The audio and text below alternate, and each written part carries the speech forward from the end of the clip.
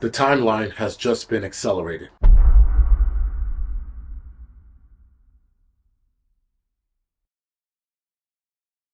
All right, guys, so 2030 is 4 years away.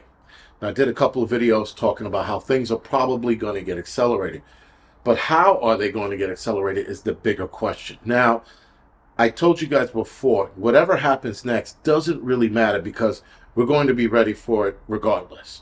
Now, I said in another video, you should be psychologically prepared as well for the things we might see. Now, anything and everything I'm going to say in this video doesn't mean it's going to happen. The possibility of it happening is there. It's not 100%. I don't know what it is, but it's not zero. That much I know because we're going to see something. The elites, the people in charge, whoever you think it is, wants to get to that 2030 timeline of total and utter control over the human race. Or rather, the human race here on planet Earth, though there's no human race anywhere else. But you get my point. They want total control. And to get total control, you have to start implementing certain things really fast before you get to that deadline. Now, the deadline for them is 2030. There's also a backup deadline of 2050.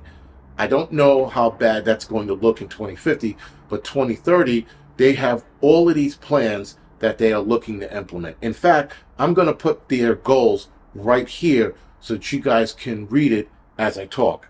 Now, there are going to be a lot of things we're probably going to start seeing very soon.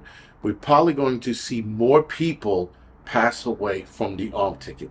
As it's now looking, guys, that there are more studies coming out suggesting that it's causing heart issues. Not even suggesting, excuse me, proving that it's causing heart issues. It's causing sudden cancers, organ failure, unusual cancers, unusual pneumonias, unusual blood disorders, psychological issues. All of this is stemming from that. And a lot of people, unfortunately, are going to wind up passing away from that. So there's definitely going to be things we're going to see or people we know that are not going to make it to 2030. Now, there's also the issue of the planned weather emergencies that I think they're going to start firing up within the next couple of years, really using HAARP or whatever weather machine they have now created that's really going to start turning it up a little more, where we're going to see some devastating hurricanes and devastating tornadoes.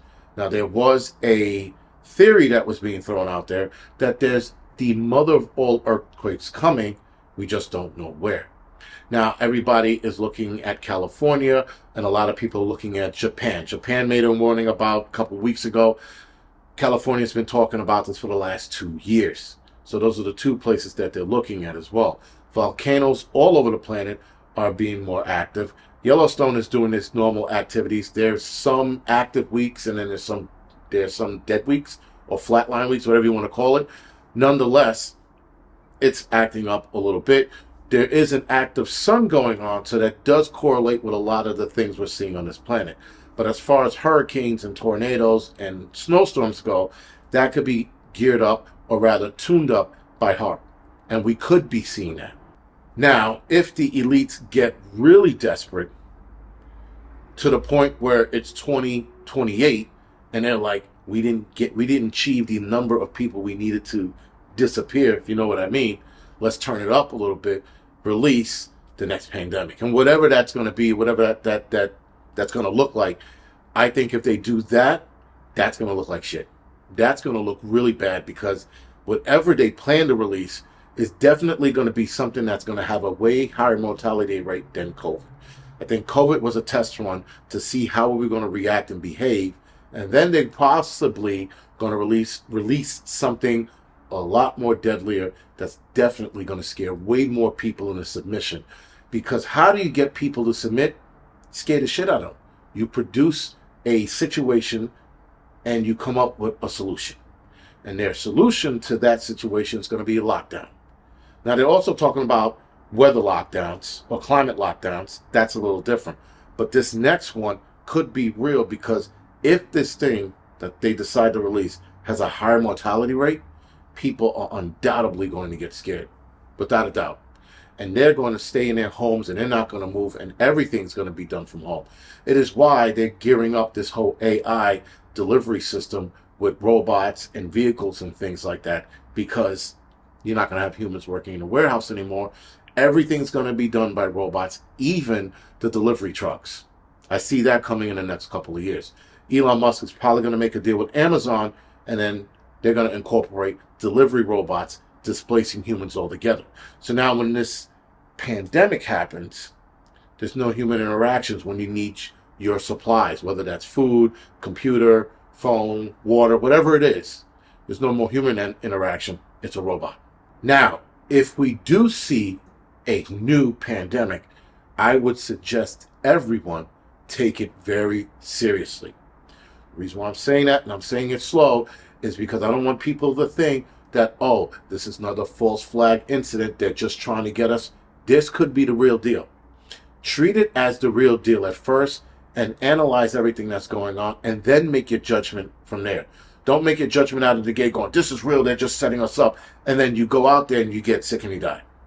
Don't do that. Pay attention to what's going on, look at the numbers, look what's happening, and then analyze all that information, and then come up with your decision then. Don't make a knee-jerk reaction or decision because it's the government. Don't do that. Take it seriously at the beginning. Give it a couple days, if not a week. And then if you get all your information and you start hearing that this is BS, or you're looking at the numbers and thinking it's a lie, or you're just not seeing what they're talking about, then you make your decision then. Are we going to see more terror attacks? Are we going to see more incidents like what we saw in Bondi Beach and Brown University? Though Brown University and Bondi Beach probably could be, sounds like, looking like a false flag, but not quite there yet. At least I'm not quite there yet. But looking like it, are we going to see more of those? Are we going to see more issues? Or are we going to see the real thing where people are being taken out all over the world by a group of people that just don't like us because we're Americans, whatever it is, or they don't like, Europeans, or they don't like people from the UK or Australians or Japanese or Chinese, like whatever it is. Are we going to see more of those style attacks, or are we going to see more wars? Because right now there's over 100 something conflicts throughout the world. Are those conflicts going to get bigger, or are there going to be more? Because the more conflicts there are, the more people that pass away. The more wars there are, the more people that pass away. They need to reach that number, and they got to get there somewhere. So any one of these things can happen. The one thing I truly think that's off the table is a nuclear war. Because a nuclear war doesn't do anybody any good. It taints the land, it dirties the land, and it dirties the air. And it just doesn't stay where it got hit. It travels around the world. So I understand that the elites don't want to taint the world or make it radioactive. They're probably going to go about it another way, which is what I mentioned earlier. Anyway, guys, outside of that, this is the Angry Prepper. Thank you for watching.